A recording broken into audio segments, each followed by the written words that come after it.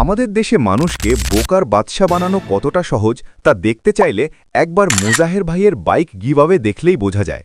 শুধু বাইক নয়, এখানে মানুষের ইমোশন আর লোভকে ব্যবহার করে ফলোয়ার বাড়ানো হচ্ছে। মোজাহের ভাই সাধারণ মানুষের ইমোশন নিয়ে খেলা করছে। মানুষ বিশ্বাস করছে তারা ফ্রি বাইক পাবেন, কিন্তু বাস্তবে কি কেউ পেল? না, এটি মূলত একটি ট্রিক যা ব্যবহার করে ভিউ আর সাবস্ক্রাইবার বাড়ানো হয়।